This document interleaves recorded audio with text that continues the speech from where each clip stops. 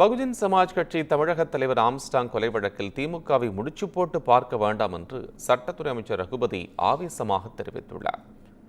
நாகை நகராட்சி பெண்கள் மேல்நிலைப்பள்ளியில் நடைபெற்ற நிகழ்ச்சியில் 5538 மாணவ மாணவிகளுக்கு விலையில்லா மிதிவண்டிகளை அமைச்சர் ரகுபதி வழங்கினார்.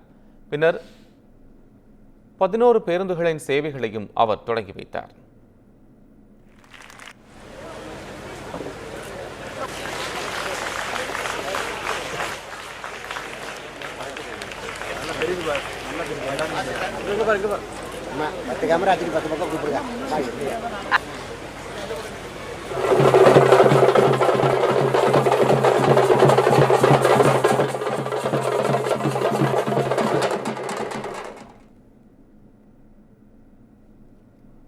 பின்னர் செய்தியாளர்களிடம் பேசிய அமைச்சர் ரகுபதி, தமிழ்நாடு என்ற பெயரை சொல்வதையே அச்சப்படும் மத்திய நிதியமைச்சர் நிர்மலா சீதாராமன் திருக்குறளையும் பாரதியாரையும் மறந்துவிட்டார் என்று விமர்சித்தார். தமிழ்நாடு என்பதை உச்சரிப்பதே பாவம் என்று எண்ணுகின்ற ஒரு நிதியமைச்சரை இன்றைக்கு இந்திய ஒன்றியம் பெற்றிருக்கிறது. தமிழ்நாடு என்று உச்சரிப்பதற்கு கூட அவருக்கு தைரியம் கிடையாது.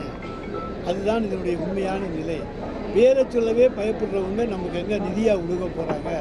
எனவே தன்னுடைய உரையில் எப்போவுமே திருக்குறளையும் பாரதியாரையும் கடந்த 6 நிதிநிலை அறிக்கையிலே உதாரணம் காட்டிய நம்முடைய நிதியமைச்சர் அவர்கள் இன்றைக்கு அந்த நிதியமைச்சர் இன்றைக்கு திருக்குறளையும் மறந்து விட்டார், பாரதியாரையும் மறந்து விட்டார், தமிழ்நாட்டையும் மறந்து விட்டார். தமிழகம் என்கின்ற பேரு, தமிழ்நாடு என்கின்ற தொடர்ந்து பேசிய அமைச்சர் ரகுபதி, சென்னையில் நடந்த ஆம்ஸ்டாங் கொலை வழக்கில் தொடர்ந்து குற்றவாளிகள் கைது செய்யப்பட்டு வருகிறார்கள். இந்த வழக்கில் திமுகவை முடிச்சு போட்டு பார்க்க வேண்டாம் என எச்சரித்தார். எங்களை பொறுத்தவரைக்கும் என்னென்ன ஆதாரங்கள் அடிப்படையிலே சிபிசிஐடி புலன் விசாரணையிலே அங்கே யாரெல்லாம் அங்கே கண்டுபிடிக்கப்படுகிறோம் அவர்களெல்லாம் சட்டத்தின் முன்னால் கொண்டு வருகிறோம். இதில் எங்களுக்கு தனிப்பட்ட எந்த ஆதாயம் எதுவுமே கிடையாது. அது ஆதாயம் அடைய வேண்டிய அவசியம் கிடையாது. இதில் உண்மையான நிலைமைகளை மாண்புமிகு தமிழ்நாடு முதலமைச்சர் அவர்கள் கண்டறிந்து கொண்டிருக்கிறார்.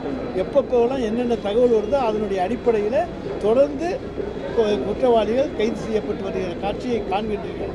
இது தொடர் செயினாக போய்கொண்டிருக்கிறதே தவிர எங்களுக்கும் இதற்கும் எந்த விதமான சம்பந்தம் கிடையாது. எங்களுக்கு எதில் எந்த இதுவும் கிடையாது. அனாவசியமாக எங்களுக்கு